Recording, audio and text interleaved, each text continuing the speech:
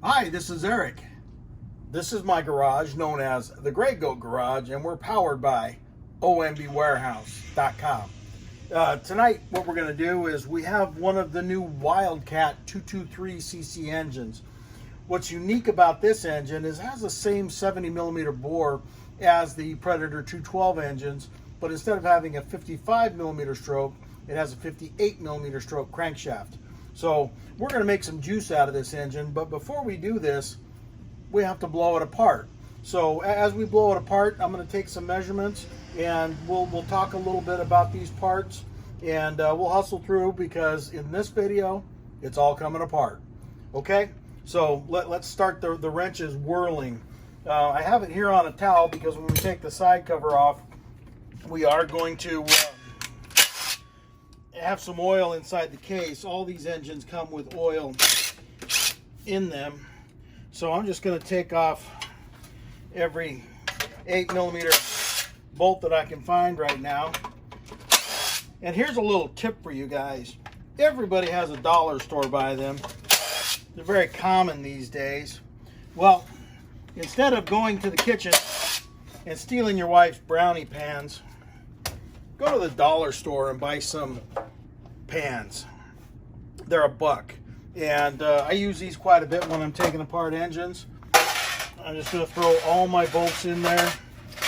The WildCat, like the Predator engines, does come with instructions, and please put oil in it before you get it started. We've got these at ombwarehouse.com. And this one is going to be a race motor for the Coleman Mini Bike Enthusiast Group. Vernon Adams is my guy over there. So we're going to get him set up with some Pow'Ah. All right, so let's get this muffler off. This muffler is a bit unique because it looks like it's freer flowing than your standard Predator muffler. It doesn't have all the baffling and restrictions that I can see through the outlet hole in the back, but you never know. But you know, we don't care about stock mufflers. We're going to ditch it anyway. But it comes with lock nuts, or lock washers, I mean, on the exhaust, which is unique because I don't know any of the other Chinese clone engines that actually have that. So muffler, not going to need. First thing we'll notice about this is the exhaust port is round. It's not D-shaped like your standard clone or Predator engine.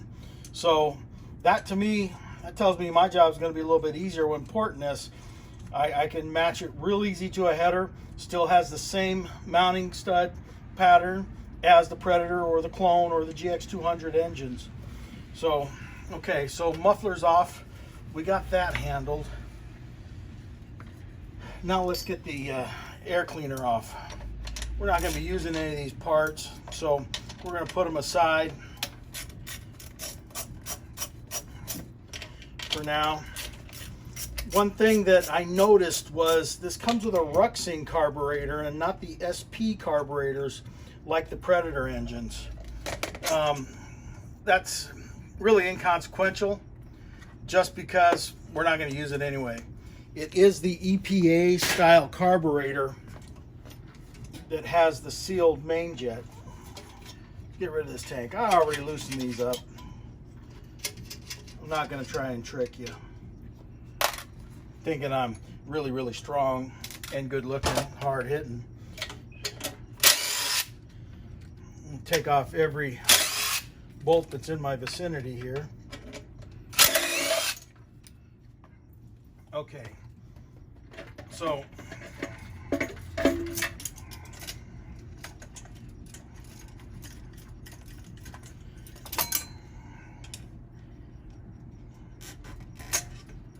I'm going through this quickly because I know you guys can't stand to hear me talk for too long. Good Lord, this fuel hose snakes in and around and over and through and over the river and through the woods right by Grandma's house. Okay, let's get all that put aside. We'll put that. Okay, to get these carburetors off, if you slide it back, you can just lift the throttle rod straight out, and then the fine regulation spring, that will come out as well. So we can put all this stuff aside.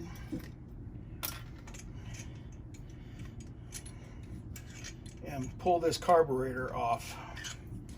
Now, it has a plastic spacer, but it's shaped a little bit differently than what we normally see on these engines. It's a little bit shorter, and we'll get to that as we get around. This has a plastic shroud around the engine. We're not going to use that. So plastic spacer, always use those. You have to have those, otherwise the carb won't seal. When you see a carburetor that doesn't have a brass screw right here and it's just flat, that means it's an EPA style carburetor, and there's no fuel adjustment for the low to mid range. So although this is a very nice Ruxin carburetor, we're not going to use it. I don't know what we're going to do for carburetor on this yet, but we'll figure something out. So let's see what it takes to get this piece of plastic off. Maybe I'll take the valve cover off now. You're going to notice this valve cover is very, very similar to the Predator Hemi valve cover. It is a different bolt pattern though. I did verify that. It takes a different gasket. We'll have the gaskets up on the website here shortly. Okay. And now you can see this really looks like a Predator Hemi, the way the rocker arms are situated. We can tell this is a hemispherical head because of the angled valves and the angle in the rocker arms. So, okay. Now, this plastic piece, this is what's used to direct the air around the engine. But one thing on this engine, like the Tillotson blocks, very solid down here. It has some of the baffling for the cooling built right into the block. This makes for a very, very strong block. So we like that, and this is going to be a great foundation for a very solid build. Okay, the next thing we need to know about this engine is that it's governed at 4,000 RPM, and that's not done mechanically. That's actually done electronically through the coil. So we know we're not going to reuse this coil either, just because we don't want to have this arbitrary 4,000 RPM limit on our engine. And you'll notice it's a kind of a different looking coil. What I'm going to do is take a Sharpie, if I could find it, and on this coil, so I don't get them mixed up with my other coils, I'm just going to write 4K on here.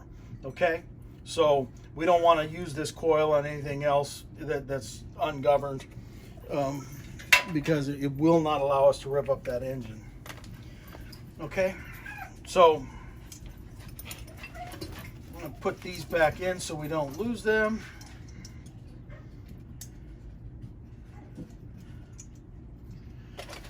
I'm going to get rid of the top governor rod. We are building this engine with all billet parts, so I'm not concerned about the governor, and plus it gives me an extra screw. So I'm going to put my screwdriver in here, twist this arm open, that arm will lift off, done. Okay, we need to get to the meat and potatoes here, so let's start by opening up the lash here.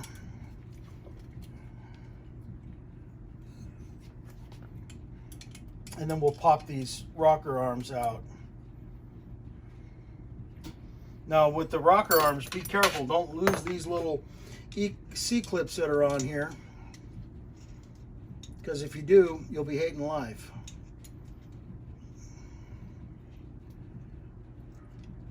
These are at a different angle than the Hemi.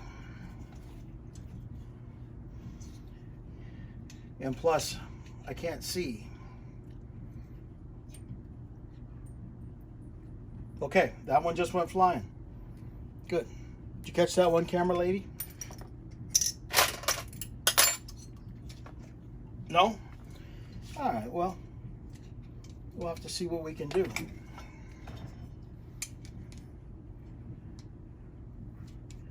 Because if I can't find that, I will be hating life.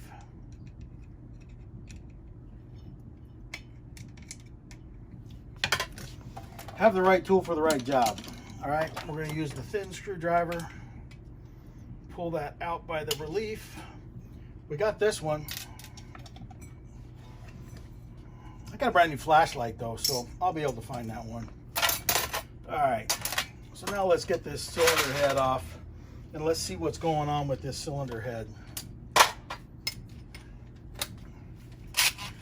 One thing I'm noticing right now, this head has split lock keepers.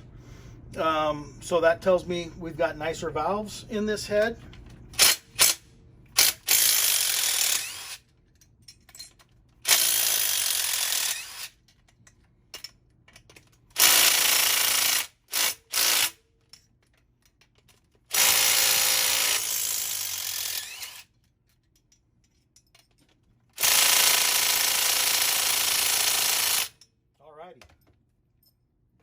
That one head bolt they put really tight. Let's put some juice on it.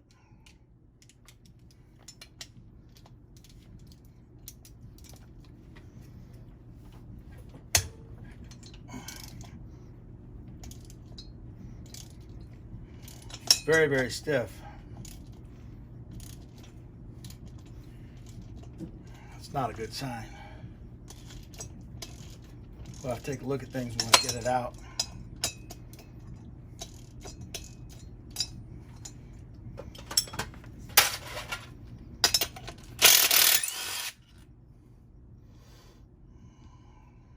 It looks okay.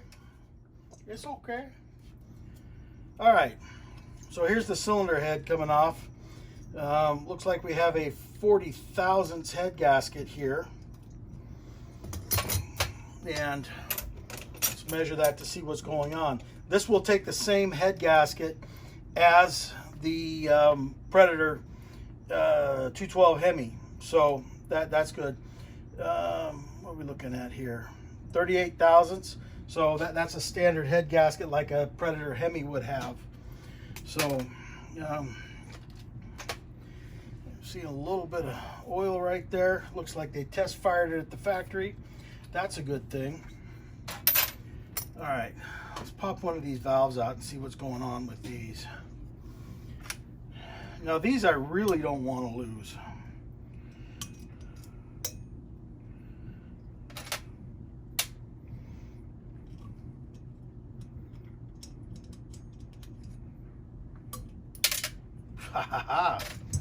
Okay, it's got a Hemi type valve seal on it, but now let's check the valves on this.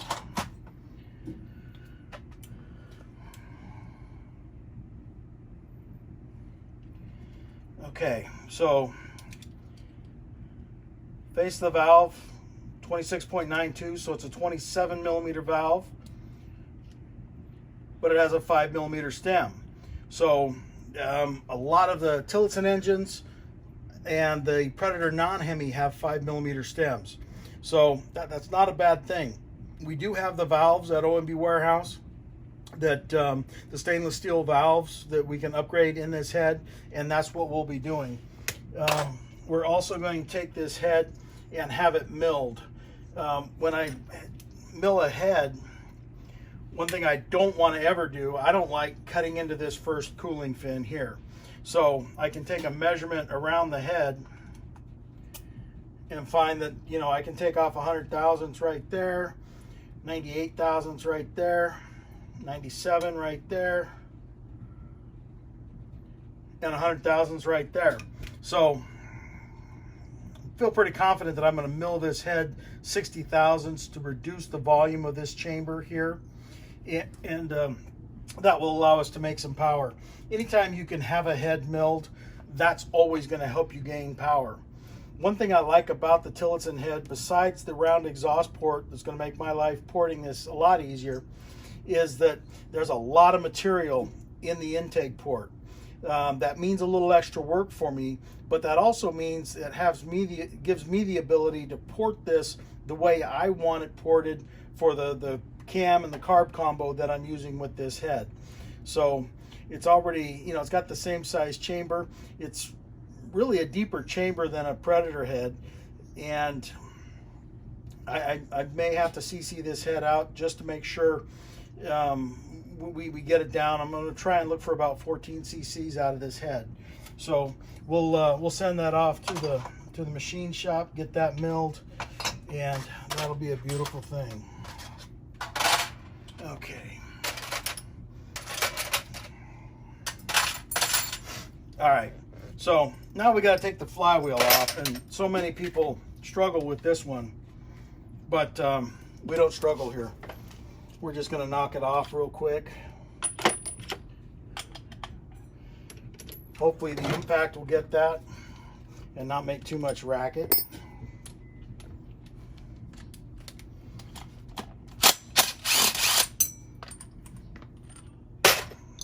All right, so there is no magic to taking a flywheel off. All you have to remember is there's a taper in the flywheel and a taper on the crank. Those two tapers are what holds everything in place. The key is merely an index point. So what I'm going to do is I'm going to screw this nut on just so it sits above the crank. I never want to hit on the crank. Okay, so I'm going to grab a big fun screwdriver and the big fun hammer. Okay, so let's get this out of the way. So what I'm going to do is, every engine has end play. You can hear that back and forth. What I'm going to do with the screwdriver is get it away from the magnet. I'm going to get the end play away, pull this crankshaft this way, and then I'm just going to smack this with the big fun hammer. It's not about how hard you hit it. I didn't hit it hard. I just gave it a good shock. The nut will keep the flywheel from falling on your toes, because I don't wear steel-toed tennis shoes. So flywheel's off. Actually, is a pretty nicely machined flywheel. You can tell they balanced it even. So, but it's still cast iron. I don't trust these over govern limit, so we are going to put a billet flywheel in this as well. All right. So let's get to the guts of this.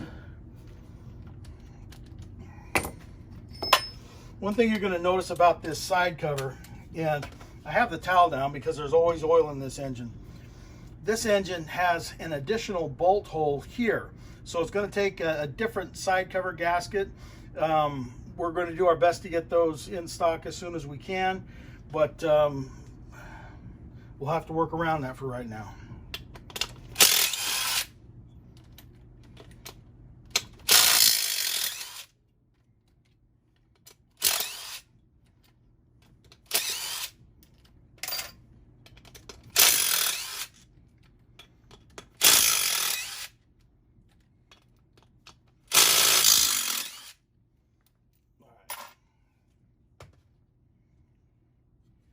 So now we're going to find the good parts.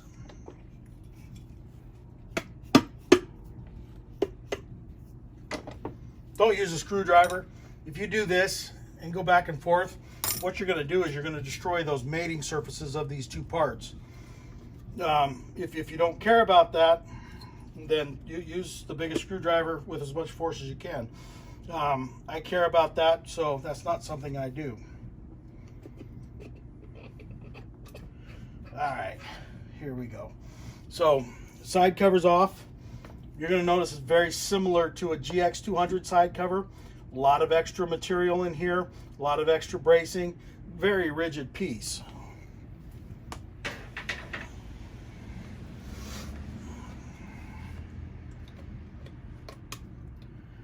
No, I don't reuse side cover gaskets.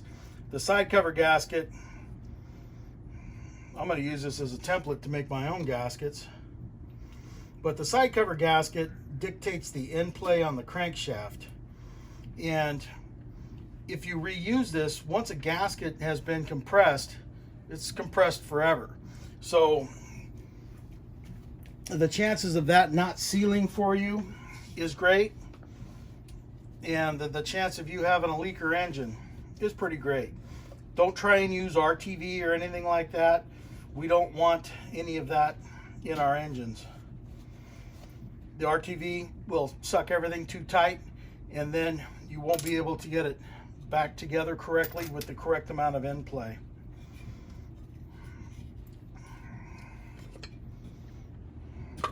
All right, so it's got a standard steel gear cam in it instead of the plastic gears like in the Hyson 196cc engines that the Coleman guys are so fond of.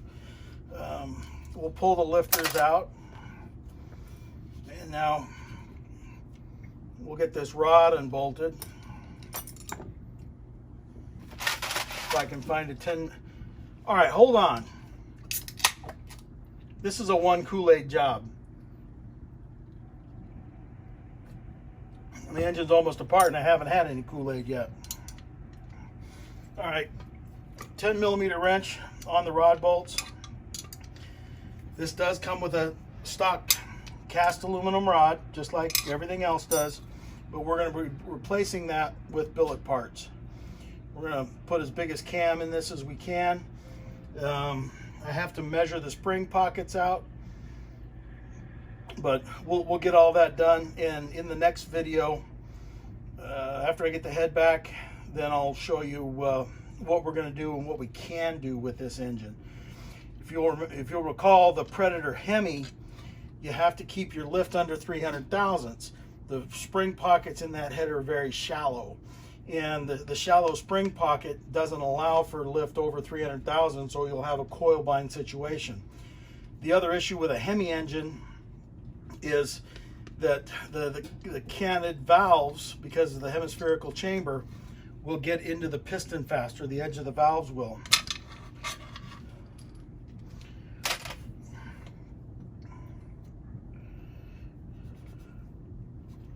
All right. So by the time I do the next video, I will have the rod measured out and I'll have the piston. But it does look like it's got a taller, the pin is higher in the piston in this to use the 58 millimeter crankshaft. And that's going to be important for us later.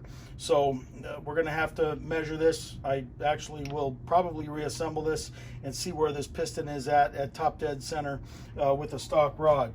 But, you know, I forgot to do that because I get nervous doing this stuff. Okay, now here's the crown jewel. Here is the 58 millimeter crankshaft, and it looks to be a quality piece.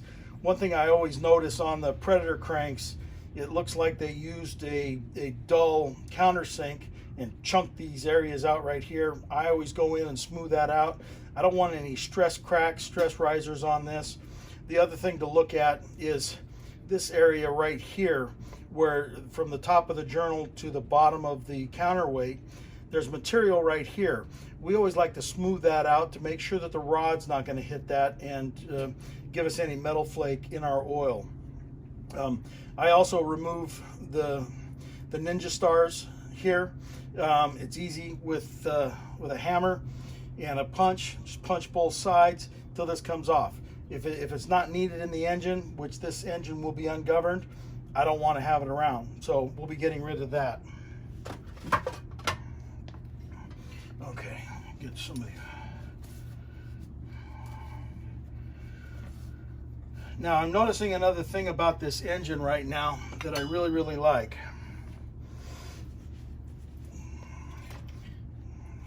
All of these engines have a rib right here. Nobody else uses this. If we didn't use this bolt hole, we could use a standard GX200 Predator Hemi side cover gasket. But they cut a relief through this right here, and that allows us to drain the oil properly from both sides. When that piece is not machined out, if you drain the oil from this side, you've got this oil right here that doesn't get drained. If you drain it from this side, you've got all of this oil that's not getting drained out. So I'm fairly impressed with this block so far. One thing you'll notice is that it is a very clean casting, and I like that, but it's also thicker right here. There's strengthening ribs here. There's strengthening ribs down here. This piece makes the block more rigid, as well as this piece that's common to the Tillotson blocks. So this engine will make a great foundation for a performance build because it already has a very strong block and it's got everything that we need to get to make some Pow'Ah.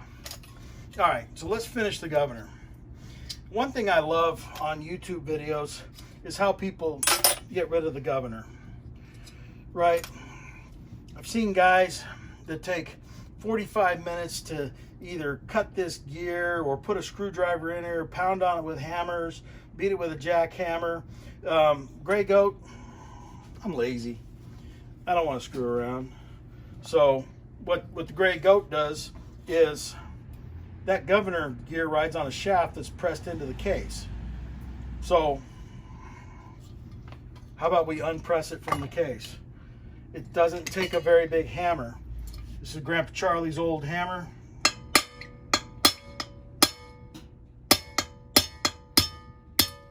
Okay, the governor's out. So all those YouTube heroes that you're watching, tell them, watch the Gray Goat Garage and he'll show you how to properly take out a governor. So we're gonna come back and we're gonna tap this hole 1/4 inch, 1/4 20, and then I use a button head Allen screw in here. Same thing with the top of the block here. Gonna tap it 1/4 20, button head Allen. No low oil sensor on this engine here, so I don't have to drill and tap that. But clean little engine, very strong block. It's actually, I can tell that it feels heavier than your average Predator or clone block. So it's got a lot more strength to it. They used a lot more material here to help this case from walking around a little bit and be a very rigid foundation for us to start a good build.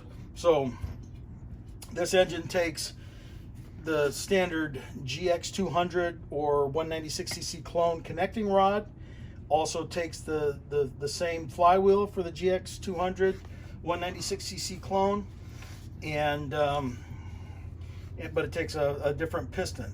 So make sure you take care of your piston. Don't mess this up while it's sitting on your bench. So this is going to be a critical part of that equation. I don't know that just the piston is available separately today, but we'll get that all checked out and we'll see that. So got a nice cylinder crosshatch. I'm not feeling any grit like I would in a Predator engine. Predator engines always hit the kitchen sink when Mama Goat's not around, so I can get all the honing grit out of the cylinder. So this will be a great foundation. One thing I always do when I'm building an engine is I'll look inside the engine and look for casting flash. Any piece that's going to come off with your finger, it's going to come off when this engine heat cycles. And we don't want chunks of anything flying around in our brand new engine. So this engine, I don't believe I need to touch. Typically on a Predator engine, and we'll see what this looks like. On the Predator engines, I've been able to pull very large chunks of aluminum out of where the dipstick goes.